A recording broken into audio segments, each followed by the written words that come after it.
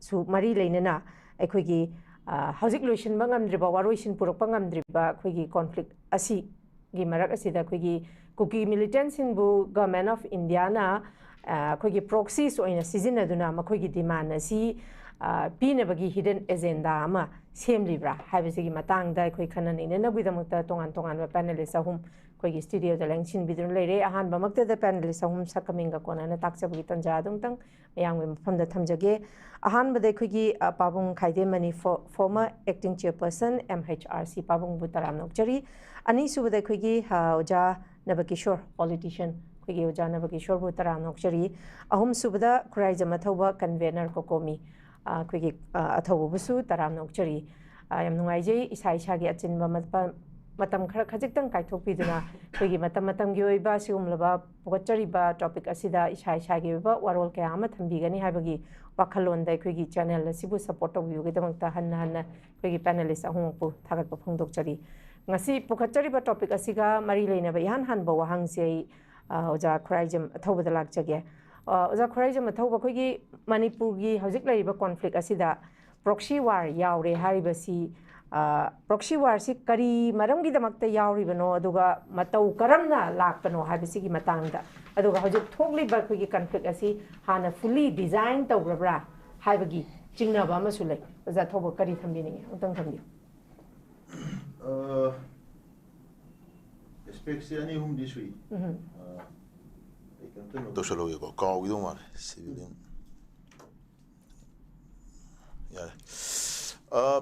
aspects ani hum suna punna yeng da ya da bakra lei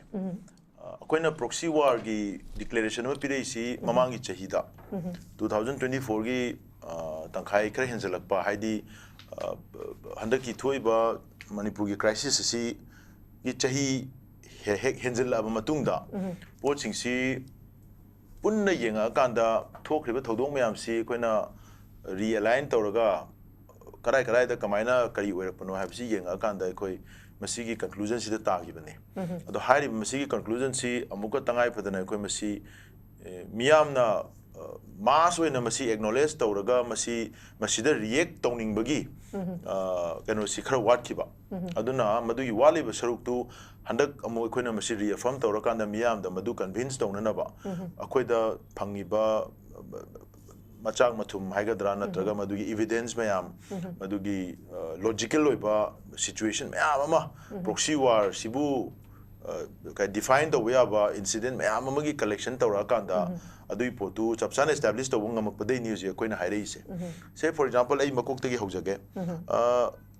genesis am yengse genesis yengse adi hujik manipur da thoi irang sida han banumit ki me gi tang hum gi sida irang si rally dagi torbung gangbai da leriba meitei gi khunching da attack to bulak da AK47 pai ba full combat dress set pa kuki gi adun laba militant armed group se yor ga lai ma loi u khre na tra video viral oi dana ma da khuba khu dana taw dana no mai pai AK47 pai ga sat padu adumaina lak khraba matung dagi whole conflict si मखोइना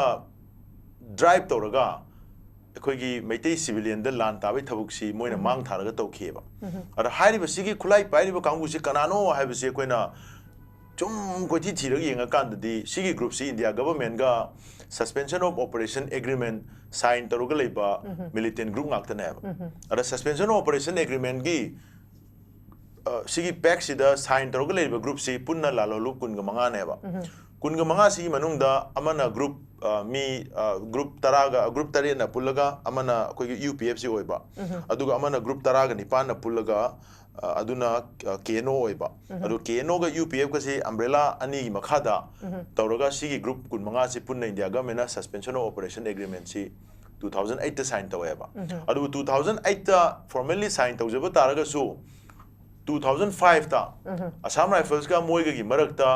अखोगी unofficial होइना already cease fire मोय मसेन की मरकता understanding म लेरगा already खुद थानरमद्रे okay 2005 ता मसी Manipur government bypass तौरगा तौरम थबंगने मनि मतम अदुदा इरांग ची कंकला कांदा अखोइन state government हंग मतमदा अखोइदा 2005 ता इंफॉर्मेशन कैम लेते 6 ता लेते 7 ता लेते अदु 8 ता फॉर्मली तौरम दाइदा खंगलखिबा लेय हाइबसी मतमदुदा कोना मयाम मोयगी सरकार पाइबी सिंग हाइदोरा का खoi खंगेबको अदमाइना तौकिबा पोछि suspension of operation the word itself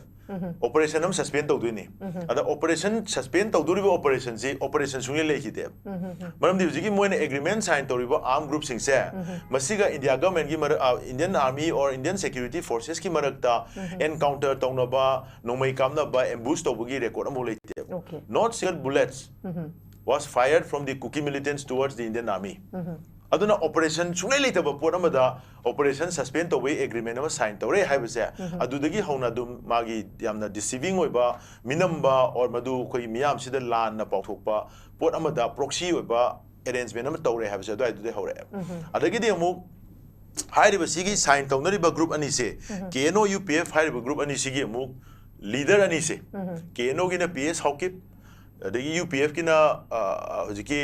थांगलियान पाउगुइते मोय अनि मक्से फॉरेनर नेबा पीएस हाउकिम ना नागालैंड दा पोकपा सॉरी बर्मा की सोमरा ट्रेक दा पोकपा सोमरा ट्रेक दा चावबा अदुगा नागालैंड दा लागा सेटल तौखिबा नागालैंड दा बैंक की सर्विस फोक तौरमबा अदुगा कोना मणिपुर दा शिफ्ट तौरकपा हाइब नुपासिना केनो की प्रेसिडेंट ओइरे अदगी थांगलियान पाउगुइते हाइसिना 1990 फाउबा म्यांमार दा मिलिट्री अखोगी म्यांमार दा मेंबर ऑफ पार्लियामेंट बोर्ड कारगा एमपी ओइरम नुपाने अदुगा मासी म्यांमार दा अखोगी मोगी पॉलिटिशियन में हमने अटैक तौरपदगी म्यांमार थादो चेलगा 1993 दा चुराचानपुर दा लागा सेटल तौखिबा अदुगा हाइरिबा 1993 दा सेटल तौखिबा नुपासे 1994 दा इंडियन सिटीजन ओइलेरमे इंडियन पासपोर्ट पाइलेरमे अदुगा माना लिखतपा हजिकी जोमी रिवोल्यूशनरी आर्मी हारिबा ZRO हारिबा जोमी रिवोल्यूशनरी ऑर्गेनाइजेशन हारिबा सिगी ग्रुप सिगी माना चेयरमैन ओइरे अदुगा मासु इंडिया गवर्नमेंट 2008 दा साइन तौबसे मासु पुसले साइन तौरमे अदर इंडिया गवर्नमेंट हजिक सस्पेंशन ऑपरेशन एग्रीमेंट साइन तौरिने हाइरिबा लालहलुप सिंगसे मसी बर्मा दगी ओरिजिनेट तौरप फॉरेन लीडर गाक्तनेबा अदु इंडिया मनुंग द पुसलगा इंडिया गवर्नमेंट साइन तौरगा फॉरेन लीडर सिंगना लीड तौबा आर्म्ड ग्रुप टेररिस्ट ग्रुप में आमसी एखोगी मणिपुर की चिंगी सरुक सिंगसिदा स्ट्रेटेजिकली तंपाक सिंगसे कोइन क्वेश्चन लगा केम तराग मरीना लानबन सारा खोजे मोगी डेजिग्नेटेड केम ने मोने थममेबा मतम अदुददी सस्पेंशन ऑपरेशन एग्रीमेंट साइन तौ मतम ददी मणिपुर की मिचम मियामना कोई ओजामनी होय कय लोइनमक मयामना करी खल्ली लालौबा लंबीदा लूटपाट तौबा क्राइम तौबा चुराचानपुरदा नुंदांग चटपा ngamdaba मपान थोपा ngamdaba अदुम क्राइम याम तौबा खुलाई पाइबा ग्रुप मयाम सि इंडिया गवर्नमेंट लोइना खोमजलगा पीस टॉक तौदना डेजिग्नेटेड केम द पुसंदना स्टाइपेंड पीदना नॉर्मल लाइफ हम द पुसलगा दिमसी अफबो खोंथांगनी नखोय कराम द रिएक्ट तौकिते अखोय सिविल सोसाइटी सु रिएक्ट तौदे मयाम न मदु इंडिया गवर्नमेंट की पीस इनिशिएटिव हेदना अखोय काय हतारे लाल हौरगा चलु मीसिंग पुसन बगी कैंपेन मामागी इनिशिएटिव हम लौरपने मसी याम फबो पॉलिसी ने न खलगा मयाम दा कराम द रिएक्ट तौकिते अदु मोइदी अदु द मोइना तौरमिसिदी हाइरो मीसिंग सि पुसलगा मखोय सि मपांगन हापगा मखोई काउंटर इंसर्जेंसी ऑपरेशन सिजनब ओइलेरमे अदु काउंटर इंसर्जेंसी ऑपरेशन सिजनब दु फोबा अदु फोदु मियामना कइम हाइदेबा बिकॉज मदु इंडिया गवर्नमेंट की मागी काउंटर इंसर्जेंसी ऑपरेशन की पॉलिसी बने दम खल्लेबा अंडरग्राउंड लेरिबा आर्म ग्रुप मयाम दु इंडिया गवर्नमेंट हाइबे इंदबा मयाम दु हाइबे इंबा कांगु सिंगसी मोगी प्रॉक्सी आर्मी होइना इंडियन आर्मी की महुत्ता मखोई सि मोगी proxy army होइना सिजनरगा हाइरिबा outlawed underground अखोगी group में आम दुई मथक दा operation तो हन बता सीजनर बसे सी बहु द मियाम common people ना कहीं तब मधुदा react तो देवल दे मधु इंडिया गवर्नमेंट की तब थोकने ना दुम खंडों ना रहेगा अदु वो हाई रिबा दुगी group में आम दुना हंदा की मेगी तांग होम जिला क्रम तुंग दगी दी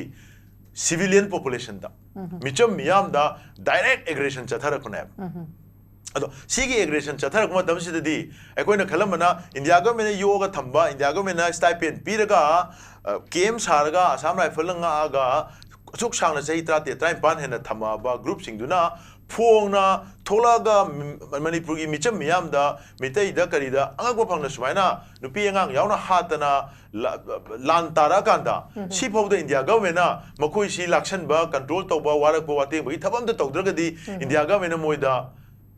इंजन बा अदुम लान अमनी हैदन मियामना लौरोइदि मरमसी कदाइदा लेगे हैबसिनेबा अदुना मसी पोची इंडियाना मणिपुर की गांगना सानबा यादबा लालोबसिंगसी लाक्सननबा होनरकपदा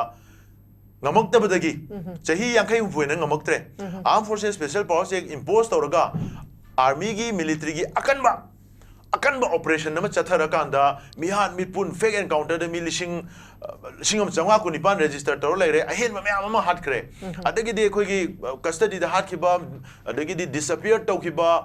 forced disappearance tawkiba imung manung da nupi ngang इज्जत खोंगोई नखिबा आंग डेवास्टेशन थोकना नै खायरा फौबदा मखोइना पामिबा ऑब्जेक्टिव टू मीट तौकिद्रे अदुबु मखोइना चथगिबा ह्यूमन राइट वायोलेट्स तौबा इंडिया की आर्मी हैबसिदी अकाउंटेबल ओइरे अन स्टेट की फोर्सेस नि ना मोइना ह्यूमन राइट्स वायोलेट्स तौकिबा एस्पेक्ट में आमसिना इंटरनेशनल इशू ओइरकपा सुप्रीम कोर्ट लाकपदगी इंडियन आर्मी सी बैक फुटा चिंगथोखरा कांदा मखोइगी महुत्ता कुकी की खुलाई पाइबा सिंगसी अमुक proxy army wena pushalaga moina agreement ama su agreement I say it's not an political appeasement agreement oiram drive masi contract agreement oileram karam makhal gi contract no hai kanda kuki gi armed group mayam sinat pamiba kuki gi homeland se masi india government na at some point of time moina masi bargain tawnana bagi negotiation da pushalak pochi moina tumina ta thokiba khanar si akoi heng yeng asi but hana akoi thabok se tawrona hai kiba manba adu gi contract tu di yanara kanda kuki sinasu indian army gi mahut silaga moina sigi operation sida intelligence ki karigi hana gi akoi gi tongan ba underground organization mayam na base hangdana leramba churachandpur da sajik tapak da kamjong da amada ukul da leramba mayam se hoji amta leiba ngamaktre se hoji ki haiba kuki gi arm group mayam sigi support gi madu akoi gi sanitize tawrei neba adugi mai pak pudu yenga kanda india government ki side gi moida ahenba leverage pithoe hena moisi kahetare akoi gi partner moina military partner coordinated mercenary force and akoine hairise mercenary forces amoina india government contracta foreign dagi pusalaga manipur da thamaga miyam sidadi lanna admai tawdi yadamnina legal document amo heuna ba legitimize to yana bana suspension of operation and nomai ka palemna ba na hairaga agreement ma to delhi da toroga sign tawsala moisi legal immunity pitwe adu immunity do hek phangi badai di moina phone operate toroga chingi area se moina pura dominate tawsalaga occupy tawbane adu poto miyam na kaim hairam da poto ngasi di micham miyam da openly lan taraba matam si hoda india government tumin leirabani na makha lan chathagi ba counter insurgency gi amagi miyam di matman makha tarak pada india government masi proxy war moina lakshan mangam daba lalolu mayam dugi civilian population sida hostage oina tohlakanda thamalakanda madugi potu da kahetare moina pami bo objective se phangnana ba miyam si sari pairaga metpani adu si hostage situation na moina thamnana hona koda indian army na india government na thambadi yadabani na proxy army na thamagadi madudi moina nate haire adu hojik si home minister misana maitei ga kuki ga khanabani masi terrorism ga mari lenade lining la shonga mari lenade moidi hanadagi manipur ji khanara la ko lebang ni naga kuki ju chahi tare changi ga na moina justify tawna ba state me hong da thairaga haire se ga da hojikti indian army show yaudana moigi some logistic support khar piraga moida protection khar pithok mai teina moida lan tan ge haira kandana nom se khana kani si chang yaro enong thatpa aduga kuki singna muk toroke haira adudana mu logistic support drone nung ama camera intelligence input pithok amuk tawba handak de gui dana molam village ta truck ahum whole logistic support mayam loin among ration nusan badagi material combat material nu loi yaurga kuki da pi doi torombada indian army gi akoi gi base akanogi assam rifle gi truck sing pi ge torombada khunja sing na pha bada ene sera amna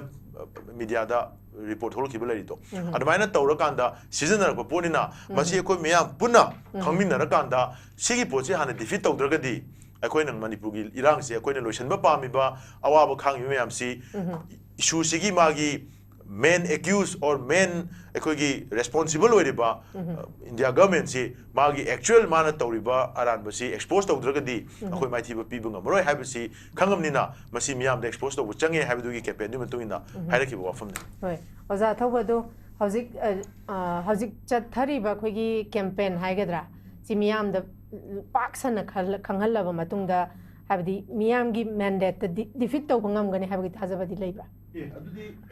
government se koi noi kamna mai thi pinga moi mapangani yam kan ba China yam kun ba army yam leiba adune koi ga moi ga na lan kamna ga donate makoi di miyam gi hona mai thi ba pi ga dawa ngasi phawda moina mioi lakh 10 ga manga mu meitei lakh 10 manga bona fide citizen of the country India gi constitution na guaranteed to ba fundamental rights chahi ani matlaga India government thammi se masi akoi miyam na apun ba ihom na defeat tawdana masi akoi civil society gi akoi lu kharana lawba alaman kharana lawba akoi kharana legal petition to una mai thi pinga moi manam di mamang da 2001 da agreement sign tawthorba agreement se moina roll back tawrisi miyam gi ihom na ni atopa power am tana nate ada adumai tawna handak chu miyam gi dumba apun ba ihoma choina na mathau tarakani adugi pochi miyam si tawudoi pochi chapchana akoi da madugi cause to Kangaga, Tola Gadi, cause Kanga Tola Gadi, Yoji Tenabada, Tonapana Tene, cause Kanga Minel Pachanga, Yella Tolapudi, Naki Toshanamaga Swai Monkey, and the Miami Poche Munna cause to Kamina Nanabe down Taquena white campaign Chatarakonia. Okay. Thank you very much. Amarik Chumbawarol Tambiri, Makata Tazaboina, Ipabung Kaidemani, the Lactage. Papung Hausi Lady Bussy. Pibam sida khoigi loisha waroishi number propangam dring basi akhoi hauji oja thawna sudum thambiri dune proxy war chauna leire masigi chap chaba fact and figure chap chaba khoigi evidence leibaduna mayamda declare tawbangam mini haiba warol thambire babung daina lakchaning na cookie sing na taliba demand sing asi mainly makoi di separate administration sine ba pabung makoi gi jalanga mama tan bani masi logi meeting the demand asi logi matung ina habidi constitutionally oiba tan ba yaba demand oibra adu proxy war ama thohalaga demand tan bani haidana lak leba wafam sida pabungi oiba mod kari thambini pabung intang thambio hai kanoni ayamba athobuna haigare ina sida lo yaw ramni yana na Musayang karna kano haudring da hypel hypedo proxy war ji mi chamna khangam dab su yai cham na proxy de mohut chilaga to baduni to war harkadi a military conflict in which one or more third parties directly or indirectly support one or more state or non-state party haiba logi definition da kanglup ani khana banda state ka non-state ka bu oiro non-state masen bu oiro amaga oiro khana bada hena powerful oiba mi party tuna group tuna government tuna mateng na kala mateng function ba madugi tawna ba lando adu proxy wa ana haiba aduna hojiki tawriba sida chamna de indirect support to ba ani khana bada ani khane ana lore na ko khana badi na te ba koina seng doctor su yare kuki lamento hen ba karana High Court ke order do Amisha ba yauna machin thi dana ko Honorable Home Minister asina High Court na schedule type na ba recommend to budagini haidana si ba buda lana dum chali ba ado koi contempt court to buda tani taro to budigi to dana leirimni ado parliament so hai bane adra ado na chumaina lana chotki budigi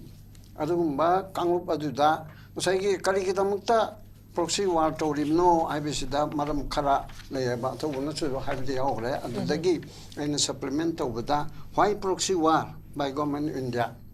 number 1 da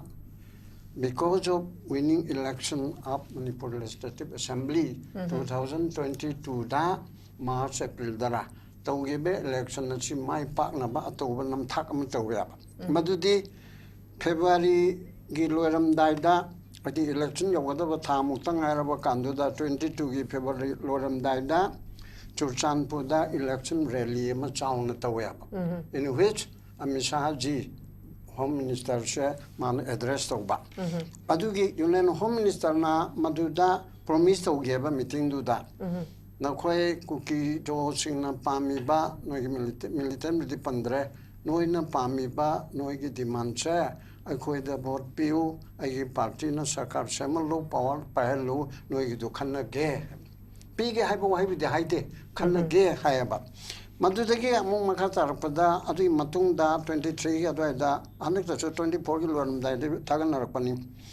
masida SS Haukip chairman of UKLF United Kuki Liberation Front na moigi 27 rising day da adugi function dugi mangoi nana natraga function dugi matung dara interview amada thagale eba kare haina ai koi government of India na ai koi da short to wigi matung ina promise to wigi matung ina ai koi bu pot ka halu BJP bu ka halu adoi di noi gi demand khan ni haibedi gi matung ina ai koi na hogi ba election du da ai koi na BJP ta matung pang ba ni haidana BJP ge MLA taret na cooking ata alo ani mana KPI amana independent warga su taret karaga pola sobo pot am oigia ba aduna adugumba to aduna madugi masa ma oibeduna madugi damukta misunderstanding oiba pot khalada kanorge me ohum degi rally da so nonga yaudana later on ko kondang da nungthin da di nungmi paiba ma am ga yaw khotana tarak pasida government of Manipur na thingba ilai lai na thingba ngamadu thingba ngamgidre intelligent failure na na matam dugi chief minister ai na biren na ba hai hare ai intelligent failure ne ate de taina no ai ngona taino la me jun ga adai mo to ram gani adumai na hai ba lere adu dagi de amuk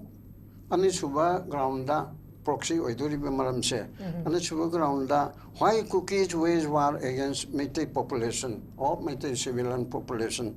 Meitei civilian population da landaraga separate administration in the form of union territory cabinet legislative assembly yauba Jammu Kashmir ya adugumba union territory ama pige da bani haidana Meitei gi mathakta lam tayaba si karigino asita kanana mateng pangi kuki gumba kuki bai hantana khanbege nate mogi masingda karide waro lang mari manga hairo ama hairo Meitei di 15 lakh ni adagi Meitei pan yauraga ti amuk yam khre asuk yam graba pot asida moini ilai lai na lam tariba ngami bese demand na oibo oidabaduna amani numichi nongchoblom digi to lu haiba demand to so demand di to jong ne America je ko gi oi lu haiba ya ba ko pangmo pangdawdun amani adu tawbadu da haige da ba to bam to pa government of India da haidar dana demand union territory adu kana halaga Meitei halaga adu li Meitei halabadi Meitei da tawradi misiso maning tambal ipak megi chaili singani gi jati punam konchileraga maning tambal ipak oirami ba achigi thona phagrabagi masa masu oibanina akai be tawrabdi defense to butare min kumana mu tharapada ani thabutare adu gi pot adu tawdana moirom na so to masoka pandina nge hawdi moina hoba adu chigi tawri ba pot asina chigi mathakta ain kaiba ain na bisa amat to widaram niko democracy thajadaba lo thajadaba na ba kuki community se pulap na haiga lari hai bisu yaurabisu community se autocratic oyaba moigi nature se chiptan chipkal idra hanakta chiptan ge ngarang nan khabar da chu launar ido ko na hai ko te case to we abra ya da bra ba khan da dori ba chiptan ek motha karabachi motha te khotate an to wedagi adugum begi autocratic nature adu da leibanina moiche amanina haraga pulap na yagiba aduna moromoidana adugumba crime togiba mayamdo government of Manipur matamdugi aduga adu chu mu tawhandabanina government of Indiana masi action nam talaudeaba kalai bo long yaudige bu kuki gi jogi MLA ne haiba tara BJP gi tare minister ani yauba adagi sogotpa ohum mamaga punna tara se sogotpa ohum dudi to moina ngamjadren khallo BJP na moi gi tare che masi action am talaudeaba aduna sigumba mayam che masida government of Indiana kuki da tongaga against the Meitei proxy war tawi haibisi ge maram ahum suba amsu oigana mari subada sahib de yawre su kuki militant singse masi counter-insurgency gi damukta Maite Haigadra Belly, Koidi, Manipur Lalo, Singja, Maite Lalo, Waina Haide, Belly Bears, Manipur Maning Tamnaba, High Manipur Pumbagini, Cookie Nagagi, Pangangaloni, Organico, Maruina, Belly Piti Ojaba. Adukum Bakambu singer say, Majikarana, what is Hanna, yes, what is Hanna well and good. What is Hanna Bayad, the singer say, Chop Kaining about. Aduna, Gamin Indiana Maruina, Amisana. Mas takai kita bani, hai bigi pot ama oi besina proxy war tong ne bigi malama leye bako. Cuma na proxy war, why proxy war kali kita kita government tu na proxy war tong rim na se 1 2 3 4 5 6 da a number of points masih factor mayam ama leye. Adu redi, kau na loi na mama tu ke khana banga moi da bani na. Proxy war ama chathare se hai pet ahan bati man bo ermi horak padati. Ada ki thamanga tro cholok padati hai masih di Han Luchin Bayara, Musicarino, and a Kangai Torga, Mapangi, Bauba Yauna. Kalai Bobo in Projector, Megebo, Armigi, Mako, Seal Pigi, Mako, Samurai Pilgrim, Mako, retired Tor of Sing. Punamakna against my tape. Majority community na, minority that of Vibani, Aduni, hide and a chum, hide and bombing to Bauba, Quidiri, the Toriba, drone bombing to what with Taubanateda. Hagatanako, my amule reco, Adubu. A quick so, a chumba to the Kangapanina. Yes. My am say, oh, Metaina to with it to Medana, cookies, nomadic tribe oiba, Metation, original oiba, Adubu midi, like Minagetum Heidi, Mapanichan Pacarana Torga, Tobuja, Nidana, Natraga, Quagia, Tokaina Taba, Pamba, Hana Manu Delera, Magaso. I got some ceremony. Separatist Kangu Hayo Haibo Harimiko. I did do that Kaidu, so Manipur Toga Pamakangu Karaga, Toxilla Popot, Oire, I will say Kangaba. I do not see proxy wargi, my amasi, Labisida, a quena, and make it so. Canon one in a Mokomaxi to Canada, Habiadi. A quena Canaban in a Medina throw. A quagia, Narendra Modi Seba, Choron Seba, Tono, the 24 election that Tagapi Adre Haidana. I get Kakti discussion that my am to Mara Pibina Laura public meeting Torapa, and the Mam Torapati, oh, Pare Haidana. Even ruling party, me Babolona, is in Yankayumpu, Yauran and Kali. As it had the Erga, Congress key, Congress no Cotton Chablo Javan, Bimolga, Alterga Karim. Say, my am not Lao Bakana, but never see Canaba Paul, a man of Tamtam, Hujichu. Quite a say him among the higher. I summon a Kana Hagara Tatro Mamanga, a quick June 19 gi, Mawonda, June double boy, June contractaru, Hydra reading times Haven, Paconda, June contractro, I will labor on a bro. At the June 18 gi Tonado, what to get double that? June uprising. Amantogadam Hositi, Mega Bohire Agilondata, Mega uprising Ama. Masita Wadam, the civil society, Mam Hogla. Is I know Madam de. I can lose a civil society the whole ever. I'm called the whole air, you send Semder in, and to take my tone, a Kaidon again, a Kaidon is a Amani, a Dugi pull up, Tonaga, La Pasida. The Mara Pibisatunga. But say, I could work on how which me the go, which me the go, which me the go. And I have the Hanaki like Paya Hagadra, Cocomina, when you pump the book with Tare, as the Totare, the Karamatam Tony. I wish that me or whom. Yes. Say any public celebration, no, I begin celebration, not take all.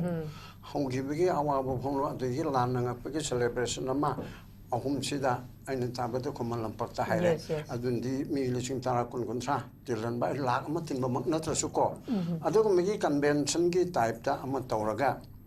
I think Mamanda. I couldn't Pamam Jonathan in the Togiva type to that Lam the Chalaga, Sangbatana Sagatana.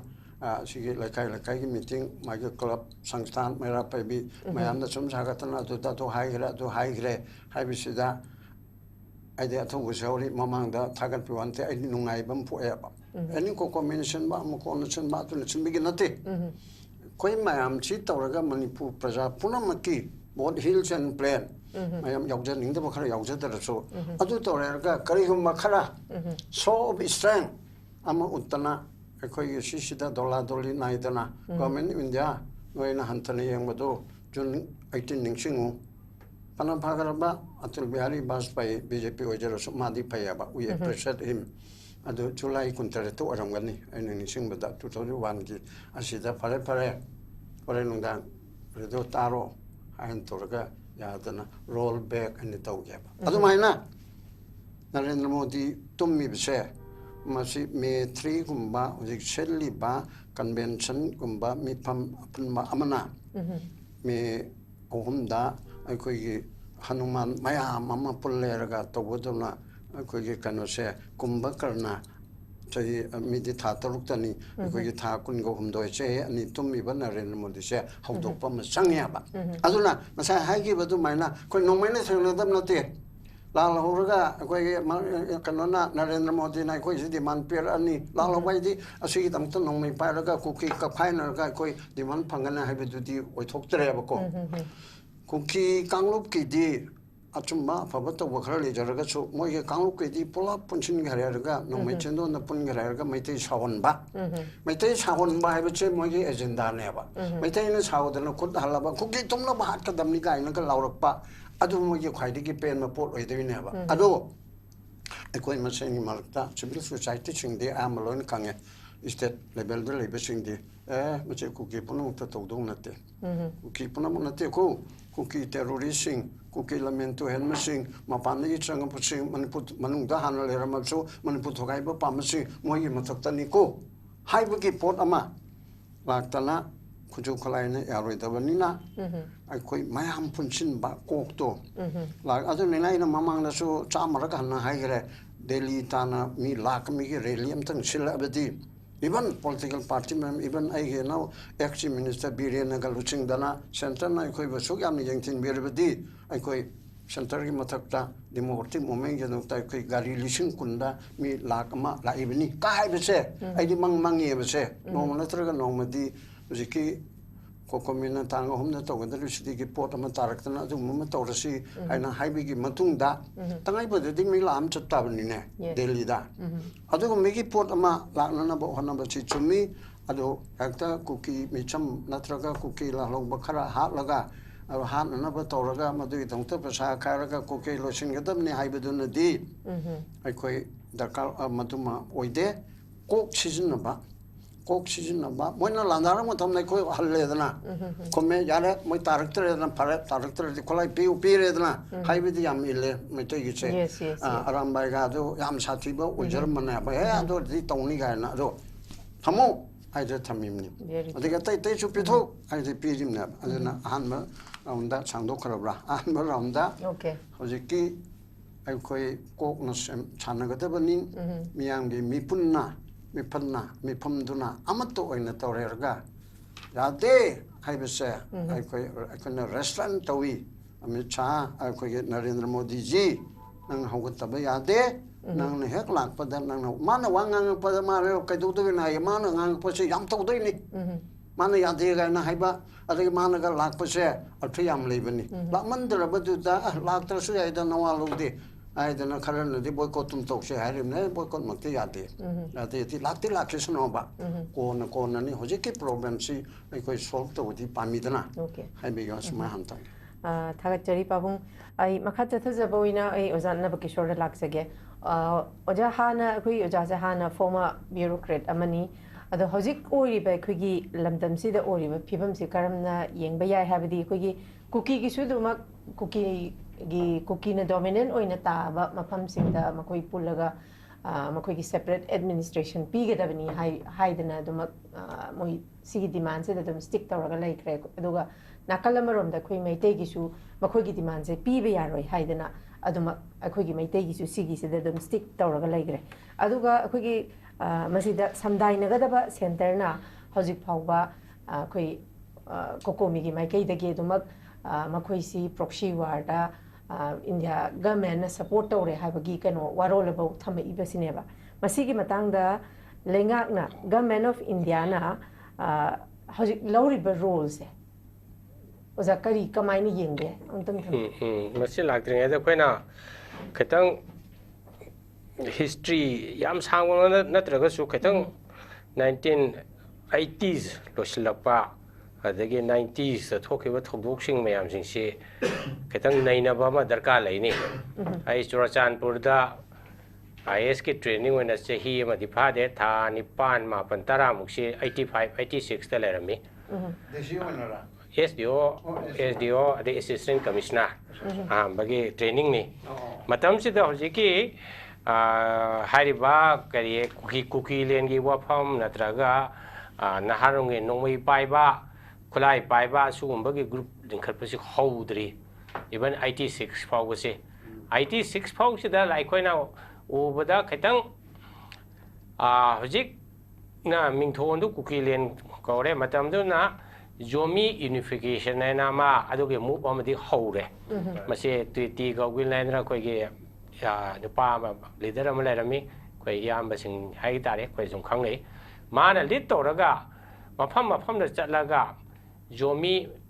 unification Zomi se amarom da kadi hani jo singjina kadi hani sing bu har sing da ta ba mi singi unification mi si bu mi ore mi jo chu mi ga jo ga singa smai tong ni adana ma sigi unification gi movement je hore ai ni ban parbung kilo ka chura cham pori kilometer chani ga tara kun thapam pham du da SDO na go lei matam da su matam da 86 ta memorandum ga pi na Zomi unification gi kanu ga se move se khra ga hore aduga madumona khulai pai bagi kanu din na te makhoi gi plan haigadra makhoi gi dream haigadra design haigadra smai tona Zomi mayam taba mafam kuki mayam taba me mafam singse amato oiba adugi plan se lei rabani se as early as late 80s gumba swai dagi ada handakta Mizoram gi Rajya Sabha gi MP mai manung de balan vela koi magi statement si khoino mu ubada Chin state lai ba chin sing mase khoina kuki sin ju hai amasu hai ayamana moi se khara thum familial ties leiba loli culture khra manaba makhoi su amuk yausilaga Mizoram adagi Manipur ga tainara leibani Chin state se magi statement da Myanmar dagi to ga India daga masi kari hani yausin bagra haibagi wafam ji mana harap palli masigi kano si khoi ge kano Swaraja haina RSS ki magazine da phongba jaidip mukhaji haiba or male mana ibrusu harap palli masi Bharat Sarkar gi knowledge leiba dong no su to man haiba da masi is project ni work in progress ni kra haiba chingba adu ma khara mukhoi ge tacit approval haigadra knowledge di khar leiba male aduna mathang yamna sathiba turning point or is in 1993 da kuki ga naga ga masigi class torokpa sida naga orsu kuki orsu mokoi se masa go kanjana ba am to ba ismadi masi natural ni khulai lerakpa khulai namu illegal arms je dum China dei khangde adei Cambodia si namara khangde Myanmar gi through sida nadra samudri propone line of phangpa admai to no khulai si am to ba hore 93 gi irang gi sidagi di madamna naga de attack to no bani ayamna ada masmai lagwa sida masigi business no moi pai gi business yam kana bo oi hai si khangba gi makoi si kun khudingi group khudingi haiba militant organization si likhle ada ahamba de di makoi si suppose kuki naga gi kano si lem thagraba matung de moi si ayamana contractor gumba businessman gumba government officer gumba paisa lawwa ya ba paisa extortion to ya ba rum do moi si target to na ma si extortion to we si 2004 dagi na 2008 fawba Manipur government chief secretary oi ke ba journal sing na malerami mana Manipuri matang da my trees with Manipur ani iba like to gi page khara da simaina 2005 komba swai sida aham bagi agreement to wagi matang si moi khar knowledge leiba dong na khara to dong tawi aduga mana hai si ayam si haiba kuki gi organization sing si extortion da ayam ba interest leiba oina tawi ada 2005 sida Assam rifle na natraga Bharat Sarkar na kaido bagi haiba khulai pai ba kangbu sing si ga su dong na gadoi na haiba question si ne riba ko asi su dong na bagi maram si aham da de ku yeng bada it is just something like buying peace hai tare ko Bharat Sarkar da di yam kan expensive banate pisa khara pirani makhoi gi thagi stipend khara pirani yamna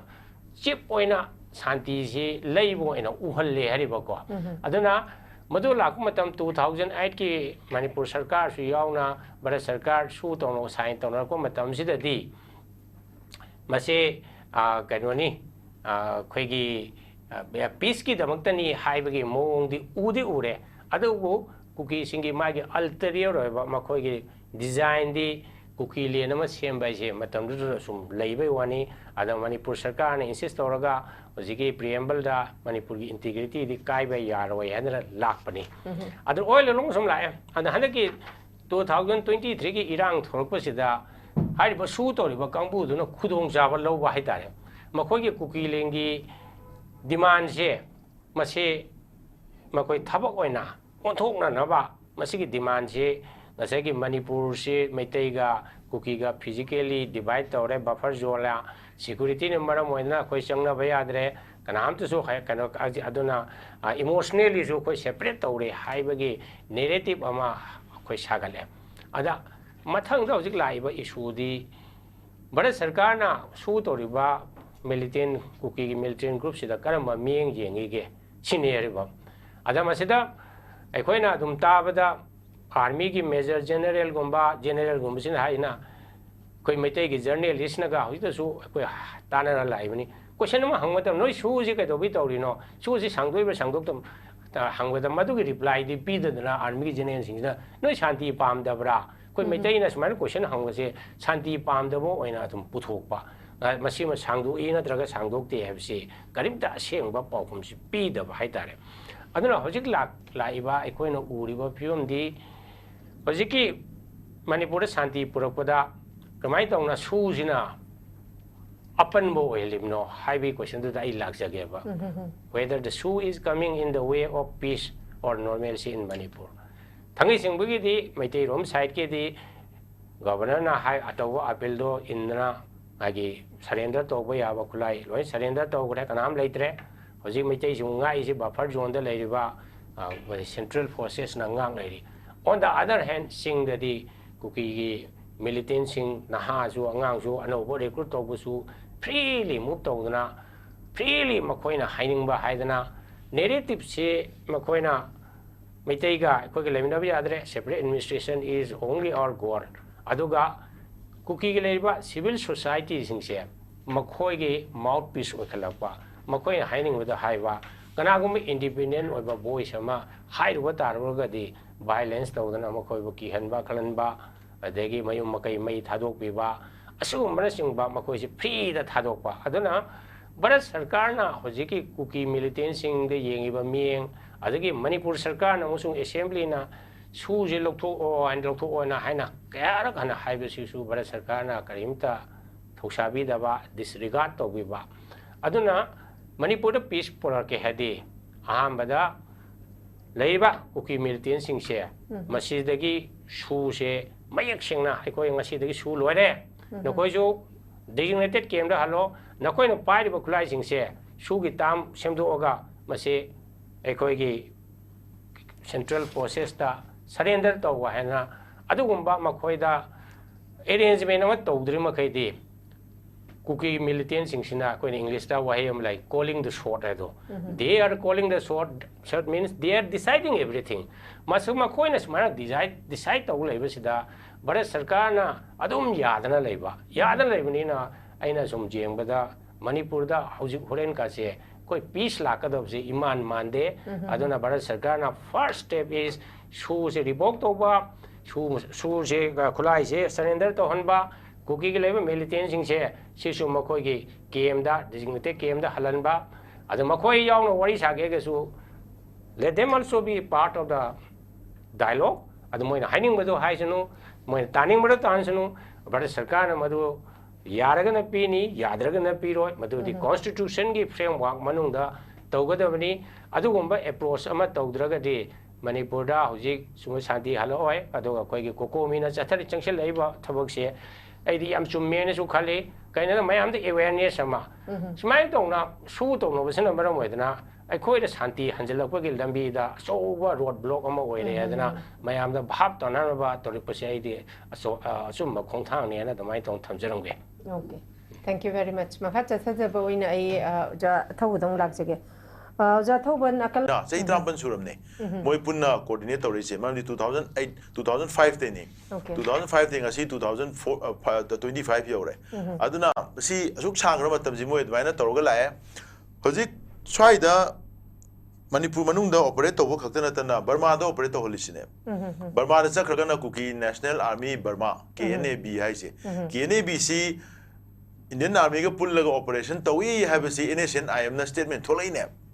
See, the Pai Hajalapuya, the innocent, I am Masasi, India government ga peace talk to lady group of maneva. Moina Nangbasi unfounded allegation to Roeba. I do Toruma from the Moins, the terrible political dialogue to the zoo, pressure lack of Wineva. And Moina do Haireni. Tankulgi comes on the labor, Tankulgi village leaders in media phone at Tola Hairabane. Okay. Some like and Sarang Remy have solution never honorable Mota, Burma in a bomb kappa, drone piper, do Tole, Kaino Torishan, other as I'm a Pano Shang to Remy covered, a quay do but over Latiana. I did Yang over. Aduna Masi Indiagi Ladyba, different Moigi intelligence agency. Agency sing Marakta opinion manaractramne, narrative manaractre, inputs manaractre. NIA Namahai. Assam Rifle military intelligence nama high, army chief nama high, regular SIB nama high. Moi masi manalatrice kay no high kanda, achumba potu moi me punna, holistically kangmin naraga, sanction lakpa adu makalgi lalu amo oidramnina. Certain kogi India gi think tank karana, PMO gi office tagi or home ministry office tagi operator ga, Assam Rifle gi official amadi intelligence singa collutor ga design to ba. Adum Makalgi Irang Mo Ramnina, Atopa agencies in the lag operator Kandadi, my Magi agency autonomy, Amadi Magi investigation findings into the Dum Tamaktabni. Aduna, Indian Army drone bombing to day, Army chip na hiring nedo, Atopa Marak Saraki minute, Indian Army chip na drone bombing to late, Igi on reliable source, the Pazana Laura Hange ground, the came late. Innocent NIA and the evidence Yauna Kogi Kota. Case file Pukala Kramne, drone bombing you na. And Aduk Chaukraba National Investigative Agency na Nangapawadu, Indian Army na Madu contradictor Ramnina, a chamber pochi talk to heaven. Moy Masengi Marta, Achumbasi, Karaidonoma, Moy Masensu, confused a little later. Aduna Home Minister na Iran Harukumatangi Parliament, the Tangiba from the Ginangasi Bogi, Naranahangi Parliament session for the man, Tamabi statement, Man Honga statement Mamsi. Jay Shankarna, other US, the Sala Kasaluka, and the external element Yahweh no Mahiram. Yes. Home Minister Masana Burma on the Sanction Lapa, Chin Cookie brothers Singi migration, the Maram Weraga, Toloposu Yahweh and Karamahai, Adu Ikon Commodana, may take cookie, Kata, Moima, animal, the Tonabani, Atopa, terrorism, religion, came the Marilyn, and then a Moira language in Antokre. Adana Moinas, Manamachin Tidana, Onatenanga Isika, no Hakanda, they are trying to conceal the actual truth. Achumba wadu di losalaga thamaga mathakta malalaga miyamse ona tenena sum tawra leibagi mayak laraba adugi mi mioiba magi attitude to expose tawra ine character expose tawra ine ba aduna masi India government gi side gi quite problem lai sikai no kanda separate administration gi demand se lak matam da so India government don't have a absolute decision akoina hanjan haire Sida India gi mogi official sing lang matam da so noina cookie the separate administration pi gi dole ragadi pi ni dum khalo hairo khoi da so hairo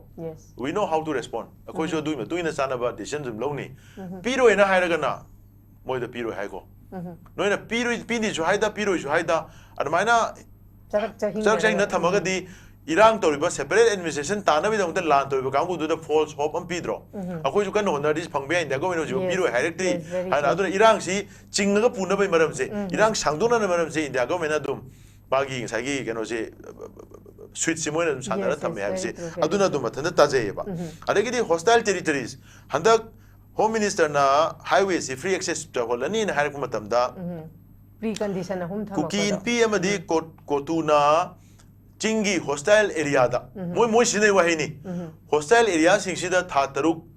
Akoi suspend toroga separate administration P ni hari Tataruk suspend toroga akoi thambi ai. Aduna tana separate administration P gi wa khanar do gadi hostile area da mete yim sang biaro. Hostile area moi sine ba. So hostile area hana generate tori hostile area se masi military crackdown to one atramasi sanitize to habasi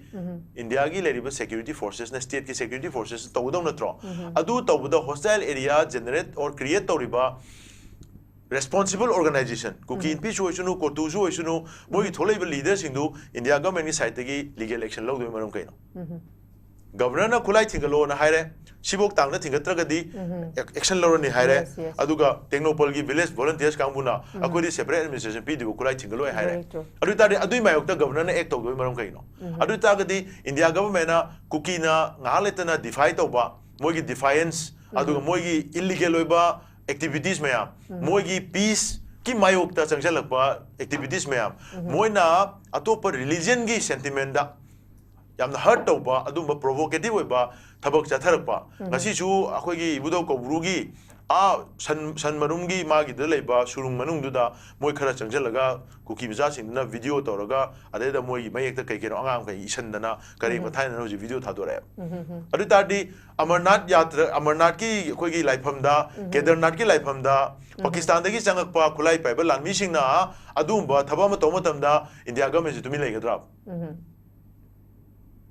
and India ki pilgrimage mayamna Amarnath yatra chat ke hai matamda terrorist na threat kanba threat torok matamda madu namdana chat ke dabani haidana are ba security ki arrangement tor chal haleba adu somda metai lakh tara mangana chahi gi lengdana chacharak pa du mafam du da channa ba honana badamda Indian army na Indian security forces na thingeba adu da ekoi gi leiba religious sentiment duna undermine toroga ekoi ji provoke chahan ba aduga asomna kangi leiba provoke tawriba separatist element mayam duna chatharakba provocative element mayam duna chatharakba thabak duna kaimta ushanadana complexion oirga leithokpa aduna india government na tawriba sigi mong singsi sum yengagadi india government na moida agreement tawthongna kibaga loina na moida indirect support ngasi su pirga leiri aduga sugi operatives mayam na chingi jaga singda opium popi pakakna na tharisi assam rifle gi camp singi mamang da manak loin thaba ngatane moi loi uba ngatane adu masi illegal ne su khangi bani environment disaster thole khangi bani ecological balance thugai khangi bani sigi tawriba mayam se makoi gi site gi chapchana masi lotion ba chap chap thabam to tawding asi boda amna su group mayam se foreign gi leader na lead torga leba group tu manipur manung da pusalaga india government na stipend piraga kem hangalaga thamalaga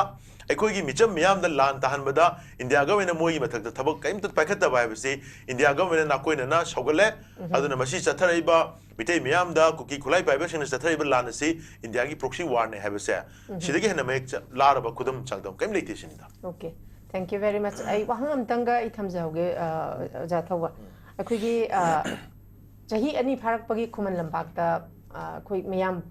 pungani haibagi keno ma hauji kanna tongan ma mafam sing da chattana khoi Cocomi na chauba thodang ama lobiri ko masida haujik phauda chatliba mafam sing sida piriba mayam da proxy war ni government of India na khoi da sumaina si sanare khona re habe matang sida habidi chatlubada kari haini ngasai haidena nomai kamna ba khona ba budi khoi miyam gi ihona makhoi ji defeat taw ngam ga doribani haibedo chatliba khongthang sida haujik kari isada kari feel tawi as a Cocomi gi convener oina something positive response positive reaction positive in the sense India government tawriba aron ba lalong mayam si akhoi miyam si phanayam na phajana hujiti bhab taminare aduna akhoi ahan badadi akhoi kuki dan tainaraga irang si loigado be khalame ba adu hojikti miyam si pochidi kuki si de khoi chi u na thajalak ba hui oile na me ar hui si da chi engon da chik ka do hui si tan da sun phu be mota nukti gi hui thajalai ba hui maya thawlaga sarang dagi hangdo thajalai ba hui mapu si thiraga thengnadradi masi hui si tholakpa hui si khoi da tanaba chikpadi leparo habasi miyam no ji khangnare ar lakadoriba tawgodoriba me hongi miyam gi mifam sida khoi yamna absolute oiba actionable india government thabak pangthokpa ngamoina haiba sunga yaroi ba pangthokpam thokpa aduma thabak singsi namdana pangthok hananabagi khoi miyam gi decision adu logodorini aduna haiba pochida miyam singsi hujik loina penadre miyam si khoi huptana soidna miyam si thola kanda miyam gi apunba voice ama india government da tadriba mayam du tahan nanabagi soidna mayam si tholani haibagi mayam tholakani haibagi ji kanba ihoma lera khulakta lojing loya da lekai da yamna kanba web am hojik lai ara khoi su masida miyam sing sina phone tawraga khoi da wari sabalak piu wari nga haibalak piu haibida koi ayung dang khangda ayuk pung torong makai da koi mifam chali rein ahing pung tramathoi makai da koi lila mafam dok chala koi wanga ngabani maram di kano miyam tin mafam sida koi miyam si bap tamida de ade miyam di kalam da bayade leba kalam da bayade tung da horok kadori bai chai su miyam sida amuk siguma potse thorak da thohan da nanaba another lakadori ba chahi cha kaya da Miyam mito miyan jana muk lakhat pangam dana ba mito miyan jana ekoi bung namda bangam dana ba ekoi gi lebak si ing tamna mapangan kanna phajana lehongna na bai damukta yumpham thon ga da basi hujik ekoi matang chap chare na ekoi na supai an hai sigi initiative se changjan ga doi campaign sida ekoi hubna ekoi adu da ama hai basi leitana India government se ekoi chap chana thengna na bagi thorang sida mayam loina yauksan min ga da bani hadana advain thamjai. Okay, thank you very much. Yam namri thumbawarul thambiri makha chathajaboin ai pabung delak chege Pabung nakalamaromda akhoi popular government ama lairingaida haiba akhoi lebak sigi hojik thoiba conflict sigi waroisin ama purakpa ngamdre aduga akhoi president rule la akanda amu phagadra haidana miyamgi thajaba leirami adumaksu amu laite feloi nakalamaromda miyamne dum hainaribaduni Ajay Kumar Balasi Kashmir the hero kumambadu Manipur the zero ole haibo hainari bane pabung sida aina lakchani wa phamdi hojik even akhoi Cocomi gi mai kai dagi an chaw initiative ama lobi dana chahi ani phaba numit asida khoi khuman lampak taga pundana miyam gi oiba iho ma sagat bagi keno ma lai ba pabung sida pabung de ina lakchani bo wa pham wahangdi hai ba khoi Cocomi Kaktana team akhoi tongan civil society organization mayam am lairi masida chap chana Cocomi na loriba phirep haigadra sida adu ada dola doli thidana pabung makhoi chapmana na chatmina ragadi reaction amadi pabung lakani habagi thajaba makhakti lei pabung ahan akhoi senior citizen nama oina pabung kari warol thambini civil society organization singsida mase adum punna dum tawbi jai June 19 do amuko amusong organization manga hairam me abako amuko ipsa adi amkil nipko UPF amadu kari amsu amana sagi mari adi ipsa na amma amuko na amma tawbi sida maya amase matam dugi tae udo yang lerami aduna akoida complaint tawi arkan inge umdani Amu lady by Manga, Amuko Tabusi, Amuko, and Hibishin Naitre. As the United Committee was Samjana High. And the United Committee Manipur, Semona, and Arkan and Gium Denico. Mother July Amara and Yura the way in same manner Umdani. Sapam Charge of the Muniki, the same bunny. And they da Sanazawuna Ranjo, when it's having a Hibishman, Semona, Diana, Torgatorone, and a convener of Tamu, if Sada Mapiu, Mukogi, Malo, the Mui Marigi, Condamnatan To. Ayan ang plan pasan na torkanda same ya betul madu mana tu maya amal ya maya mai organisasi manga cina tu maya amal cile ya beko mera apa bigi adu ya da ya mamagi loh ini mang yauk cile ya pull up na kerja noibu adu migi apun mamu oi betul dah sedia kau na adu ke kangbu ni sina adu ke kangbu ni hai amat tu tahu dia apa adu na pull up penmin apa adu lagi muka dole madu na karabu lai ba meter amani hai bedi without territorial limits, Handu Hybida Nevako. And a sen I am government to India, what is Hanabada, Nagaland Kakta, the Wagada, without territorial limit, Aidana, brother Muibaga, government to India, Yanabatu, Manipur so, Assam the so, Arunachal the so, Sangtopu Yanuna behind the Torah Panaba. Other than Manipur Civil Society, Mamna. Kanagumba, Chingi Kangu Matada, Taskus Taudana, Enti Webe Taudana, Enti Naga, Oibe Yaugi de, Aluga Enti Adum Kangu Oibe Yaugi de, Government of India, attack Toya, attack Mana democratically movement, assembly may having amoeba, political party, opposition may having amoeba, may have to pay Hibernateko. And with that, Canona, I could be BBC, I'm going to interview to tell him I am the Lord Karam Nemoko. I think Senan and I think Leho, and I can't tell Lord Karam. I read that interview with that. BBC and I think with that. Musigi, to my may have a payana Canbra. Being a Senate member, Moina, I would think, no, I might have a yarning there, but spontaneous reaction from all corners of the people. Kachit Kwaya the Labour people, ma'am, Sina Holy Eraga.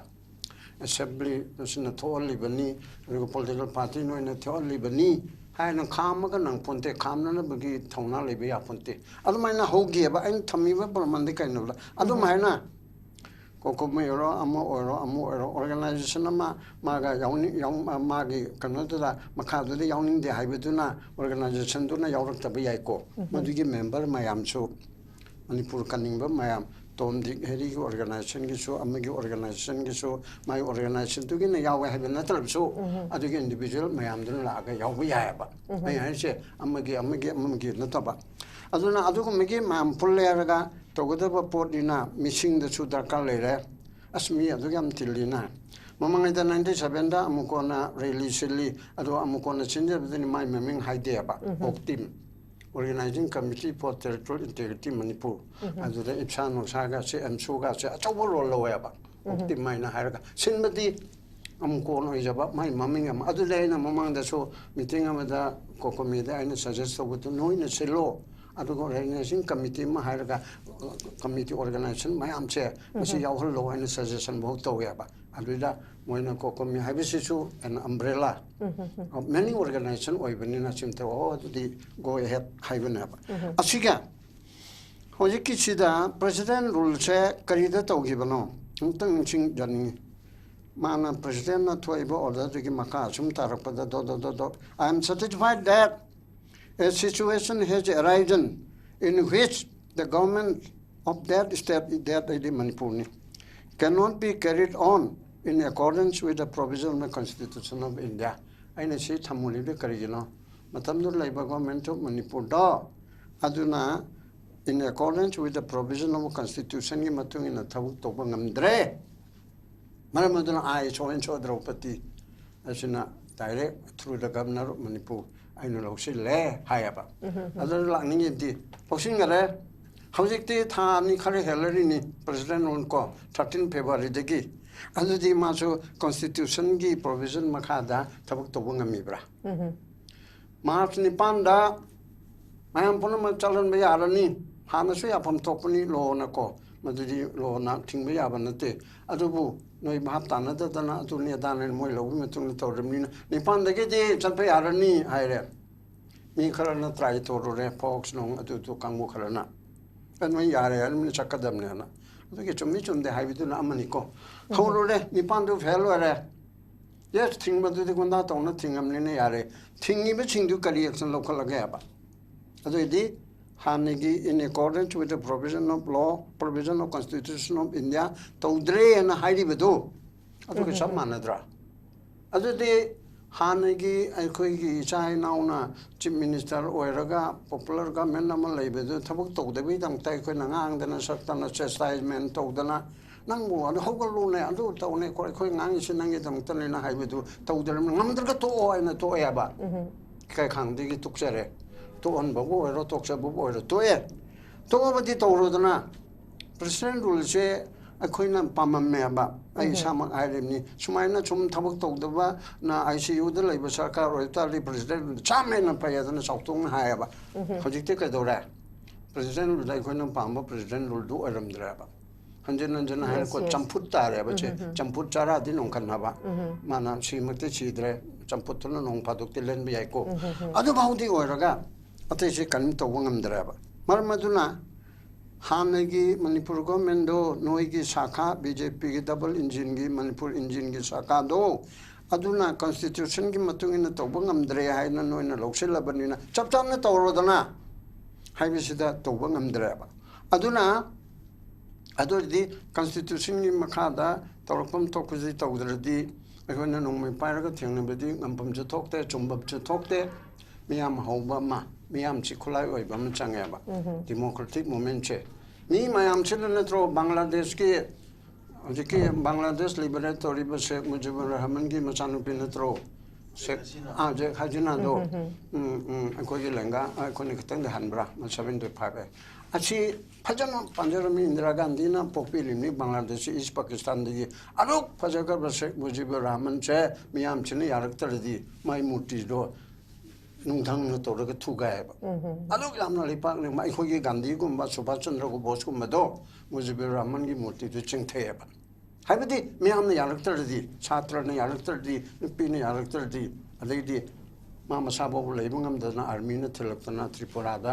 तालेरगा Madame सुबाउदा थिलमगे हरगा माना Delhi चलगा तौजे बतु अफबा liberation movement da luchingdana laipak ma pukle iba mapana luchingdana toraga Indira Gandhi gi matengdagi India matengdagi adugum madubaba prajana yaraktardi karida satai ngasi 100 of criminal cases laidana jiki red ki karikara police ki kadana de thagal edo ma international gi oiba police mayamna torga ma lerma mufam digi pharakpa adu tobu khotpa edana ji la ebako aduna adugo migi pot ama laktana prajana bu yadradi adugi pimamchi amna te chadabla kanaba adu madu government of India na khangdaba ra acknowledge ba tawdaba malini Manipur sumum lermin he adu ta amisan mangani charan taran chadno lerurang ta sobto ka haide ba ma chanin da bar ursu atai chu tha de ba natraga mantri ohumali chatana ko karkana tawro haide ba Hairoga, Sindaki Masadu, Laga, Kanogi, donor ministry no Kari and Chilame, Lanaila Ibra, or Hot Lak, Pocopay, and the Pate Habanati. I say, Sida Atamana,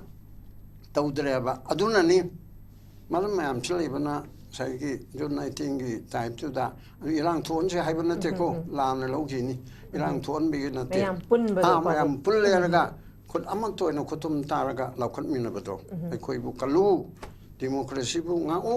Article 14, Article 19, Article 21, Article 25, 26 of the Constitution of India.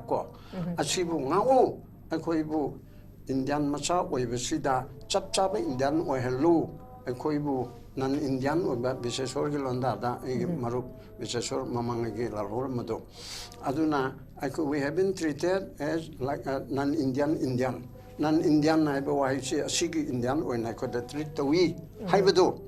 adugumna equity India masan ni haraga India masan not taba India masa or na tobududi equi madudi maduga kang the living moyaba aduga India macha mo na Bengali china pangba Indian Bengali mana pangba Indian Madrasi mana pangba Indian Marathi amana pangba kodong sabado Indian Manipuri amu oina equi pangadam neaba natana Some told the some negative motherly treatment and Waharamiko, Hojiti, Hogi, Yaknabo and the top later was like a hydro, narrow sing the high behold, and I had to make the Hagano. Yaknabo Makti Hagano, and we got many thousand token Tahansi. Haidana told him never. Aduga, to visit like my ma'am, Samato and Punga of Sida, how did you tackle up the Aulie, Zamanigi Congress Party, Kaleba, Manipur refugee, Cookie, Emele Tara. Poala mani, as of Mete Yafare has an Akalim Katana of Matagalevako. I know my tea react over Nate. Mamang get over my door. Mamang die pa pangbaduna. I po air. I pado, low I degni, low mini parmamani. I don't see the Okelo and my am Paribra, Patara, my am Nakara, Nungsibagi, Haibidi, Kotpidi. I follow me do not popanaba, I say. Larry Hitabaduna. Say Hanba, Dohar, Oivedu,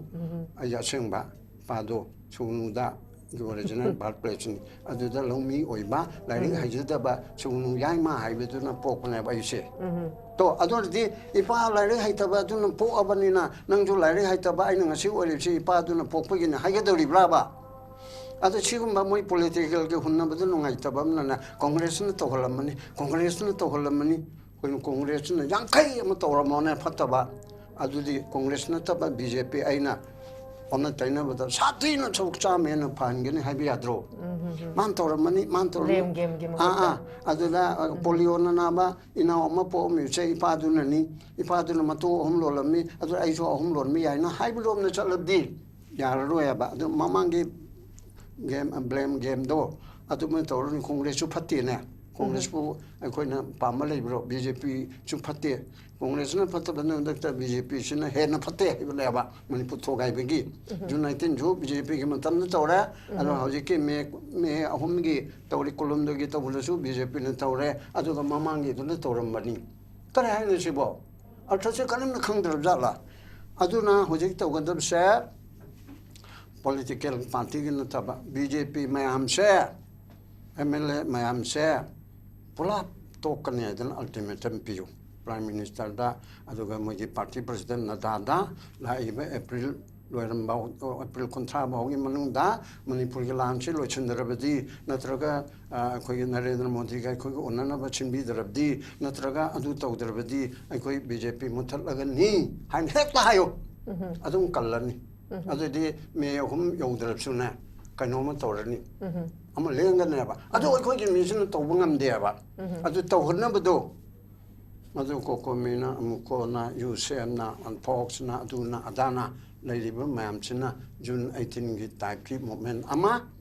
changchil pada MLA mam yaw ta ba ya roi ga dana ai bo haido rim ne thau da MLA mam chi baton thau wana ma MLA yangkai Manipur da leiba kuki tara du di ara roi thar ga chili yaw ga dam ni noi gi mi lising amma mu puthor ka dam ni ani ni puthor ka dam ni hai dana thau ga dam ni ya ja ta bana ngam ja ta bana ma oi re ko adu thau ga dam ni han tor ga pulap oi na one voice ta ase tawdaraboti ekoi Manipur na kali mathang lawrak na bayam leida ado ekoi na pangai hai bisu ade central government ki hek lei ba port puna mangse boycott tore ada tore Mahatma Gandhi ki matoni ko ai gala nai nate o so hojo movement tore ka hai ba port se chum enjala de chum tor putai ba atu ka hai na ekoi mut pati na tri ekoi se de facto da Manipur territorial integrity ti kaire ai ni tatun hai ba do land, population, government, home china, territorial integrity sai Manipur ki land lising kuni thoi chom kun tare cha pulap oi be yadra lising trying thoi rom Chorachandpur ga Tengnopal ga aduga Kangpokpi ga 10 to 12 kumu around machigi square kilometer se population puna makna meteina chalaga taba yadra degi kuki romgi hana afaba kogi leiminam ma kuki singna su belida lakpa yadra maramaduna land chi mange pulap che adudigi population che tabe yadre nakal animakta aduna su population chima leitre la kontra che pulap mapam mamda tabe yadre adudigi governance leitre aduna land population and governance ahum si leirakanda territorial integrity haibanina ahum si intact leitrabanina kogi che ain gi thongda kaiba ma natragasu geography da kaiba ma natragasu emotionally aduga chap chaba thabuk oina tobada khoisi kairaga leireba adu kairaga leiredna logi oina adu khaido eko haibidu di tawdri ngamsu ngamoi article 3 si number yaro adu gi di tonganba lo mayamam leire ko adu migi phimamda khoi leire aduna hojiki mayam punshin ba amane basilabsu khoina pamjaba ma tarai chu gi oina so khoina haibini issue tati pullo organization oina pungano yaroi Congress ka Communist ka ideology manade adu hena chawba BJP mu na bagi damukta kaidawra United Front in pulidana asomna chu mayam chi thengna be NDA and BJP na litor ka pulidana adugum na civil society mayam da chu noi gi ideology du layo thabuk amadadi me ohum haibesidadi yausilasi kanano amana chu hena chawba ama singe di adu da chu Cocomi yausilu parmanbo sina benga koi chana koi nayamba na kora pa amo oina koi na du maina advice toning ya ba aduna me ohum do mai pak pa oisanu adu the political party puna mak thau langning ba langning chanu mayam do no gi slogan gi makha du da all the honorable member of the legislative assembly silwani tau yaudabana kanano adu hoi moi malukta wangang betul dia amangang agak mana ya dia harkan moi wangang hendrasu participate itu kalau. Thank you very much. Loiselak pada ayo zana bagishore lak jage. Zana bagishore akoi housing yamna luri bese akoi public se kari tau gadur no hai bese ne. Koi Cocomi gi mai kai dagi achau initiative am laudana lekai chatana koi local gi thak ta ko public meeting bak thui. Adumakpu hoi aware oina ba warol kaya amadi piri ba adumakpu kari haini aikoi leiba miyam se dum haidi indoor da dum leiba ayaw ba kharadana dum yawba adu yawda ba kharana su yawda ba sisu dum mak leitaba na teba leiri ba hoji tangai phadadana oja khuraijam athobu hoi lilagi kano da platform da bok satlaga ngang khal e hari sine ba sida yam maru oridi akoi तौरीबा थबक सिदे कोई public तंगाई Fadna कोई मिकअप थोक्तना पुन बसिनेबा अदु नत तारगदी हौजिक अकोई proxy वार लेरे हाइबसिदा India government ना मखोई से support तौरगा लेरबनिना अखोई वारोइसन अमु पुरकपा हाइबसिदी याम वाना थोकनी अदुना ओजा करी वारोल थमिरिंग कनोनी प्रजा मियाम सिदी अयामना साइलेंट ओय ओरिसि मरम से कनोदा अयामना लाइरबने यामबा मागी नोमगी चरा तानाबो होनाबा थबक सिनबा खोपा जुम लेबा अदुगी मरकसुदा खरा लेबा की थबकता थवाई योगजबा लेगलेसु हैबो ओरसु हैतबो ओरसु इमा इवेंट सिंग खंगदे अदगी सिविल सोसाइटी ऑर्गेनाइजेशन सिंग मखोइनदी लेबा की थबकसी अमरु ओइबनी हैदना मसागी अचिनबा लेरा फावबदा दुमाइन दौना थोरक्तना इशू से दिल दौना बयाकना अदम होनरिबनी अदुबो मसिदी थंगै सेंगना प्रजा सिंग अमसुंग सिविल सोसाइटी ना पोरकदबसिदी मसी प्रेशर नि प्रेशर थमकपा प्रेशर से कना तौगदा गेदा गवर्नर दा अमसुंग भारत सरकार दा अदा प्रेशर टेक्टिस हैन हाइबसु याय अदा प्रेशर से तौदबसु याते प्रेशर तौदरगदी हाइदी भारत सरकार जो गवर्नर सु याय लाइन खंदोखिबा याय हरेबा ए मोइदी याबनी अदम कछु तौद्रसु अदम मतम होगिरसु कछु काइदमनी गायना मसी यादे हैबसे खोइना खंगनबा म चांगे सीएसओ सिंगना प्रजाना पॉलिटिकल पार्टी सिंगना इलेक्टेड मेंबर सिंगना मसी खंगनबा म चांगे काइनादा मसी प्रेशर तौदबा यादबा the ball is now in the court of the governor and the central government अदा खोइना गवर्नर दगी मुक यामना एक्सपेक्ट तौसु यादब खर ले गवर्नर से कोइना कॉन्स्टिट्यूशन की मखादा मा हापनी मासी कैनोनी थंगै सेंबगी अते पॉपुलर गवर्नमेंट ले मतमददी काउंसिल ऑफ मिनिस्टर बुगी एड एंड एडवाइस ता वाक तौगदबने ने याउरीदना को होजि काउंसिल लेत्रे माना तौरिबा थबक से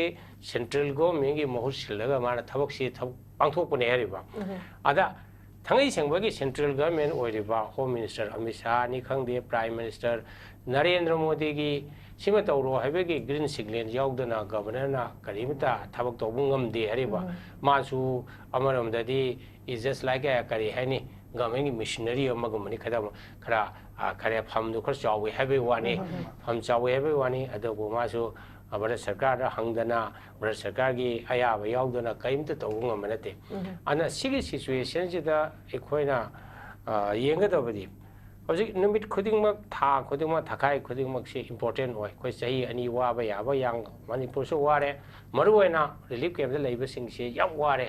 रिलीफ कैम्प द लेबा मी सिंग से वारे हेबसे गवर्नर दा अमसुंग सेंट्रल गवर्नमेंट दा खंगनद्रगदी ए मोय नुआय लेबोय सुम निंगदुरिनि हेरिबा अदना प्रेशर तौबा म संगी अदा लास्ट मीटिंग जे खोइना 5 अप्रैल और माले 2025 दा ngasi अप्रैल की तारीख 18 you're numitra trawani numitra tongni muksida karimata masi lengbugi mongsu koi ude adana aikoina haining badi central government na masi khar serious oina lauraga time bound oba mongda meeting ji fix toraga masi yam thon solution ji prokna ba koi khona bam thoi adabu unfortunately hojik laiba pose cookie laiba su da laiba militant singna situation is dictate to we mo ma harap u ma to we masi am lai bak thibani kaina the birth sarkar so ma state amani my authority le base masi khangan ma sang ye ba masi khangan draga di ekoi gi situation se yam thuna pharak gi phiom di leite na ai aroi boina dumai thamjage. Okay, thank you very much. Yam nungai jing asigi pukachari ba topic asida ekoi gi tongan tongan ba panelist ahumakna अखोगी इसा इसागी वारोल थम्बिबगी दमकता हन हन थागचरी कोई पाबुंग खाइदेमनी जनबकिशोर मदि ओजा अखोगी Khuraijam Athouba thank you very much for joining us and bearing with us अखोगी लोइसिलकपदा ngasiगी पकचरी बा टॉपिक असे तोंगान थोकान बा पैनलिस्ट अहुमना तोंगान तोंगान बा वारोल कया अमा थम्बिखरे लोइसिलकपदा लाक्संगनि वाफमदी अखोगी हौजिक लैरिबा मणिपुर की कॉन्फ्लिक्ट असी लोशन बंगमदबगी अचौबा मरुमदा अखोई इंडिया गवर्नमेंट ना अखोई मणिपुर की लेरिबा कॉन्फ्लिक्ट असिदा अखोई प्रॉक्सी वार चथरे हाइबगी चप चाबा प्रमाण पीबा याबा मयाम अमा अखोई कोकोमी की साइटगी लेरे हाइदना मियामदा फोंदोगली masida waroishin asi puraknabagi damakta khoi popular government ama leiringai dasu khoi waroishin purakpa ngamdaba aduga president rule laga su dum waroishin je purakpa ngamdaba na maram oiraga hojik tangai phadana khoi leiriba civil society organization sing na khoi miyam singda khoi public domain da kumduna tongan tongan ba mafam da chatana even khoi Cocomi na hojik mafam sing da chatana khoi miyam da khoi leiriba khoi hojiki present situation sida matau karamna masi karino habajiki chap chaba wari sing miyam da tambagi khoi chali masimaksu oina khoi lakadoriba megi tang ani sida khoi tang ahum sida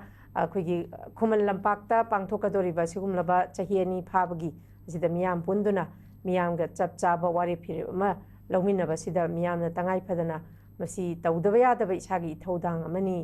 waroishin asi purakpagi achoba lambi amani khalaga miyam na saruk yaminasi haiba warol se thamjabaga loinana ngasi gi wenadi miyeng tabiru khwai punam ki mafamdagi kainena baya thangni jari till then take care stay safe and good night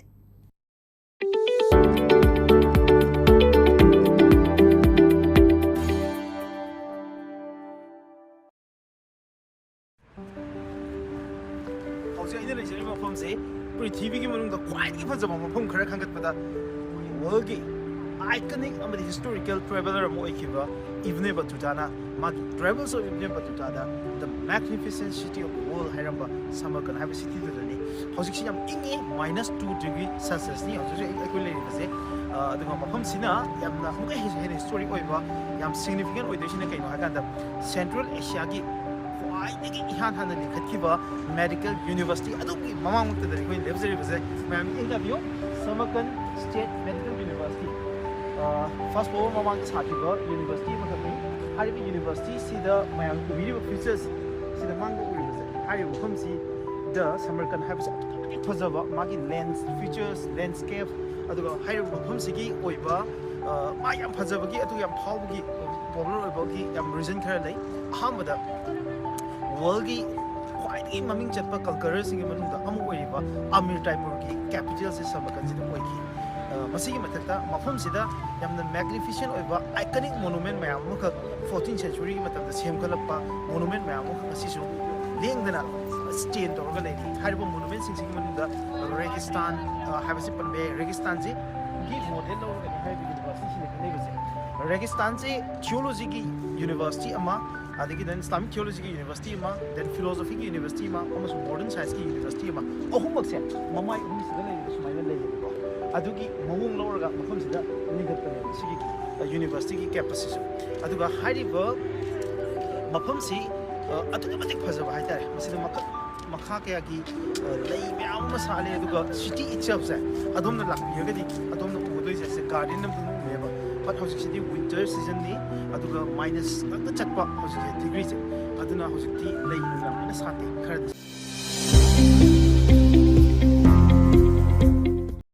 Welcome to Uttaranchal University, where dreams take flight and futures are shaped.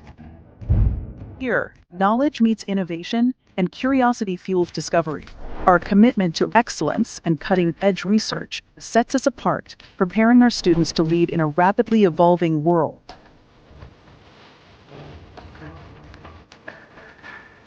But it's not just about academics. At Uttaranchal University, we believe in nurturing well-rounded individuals.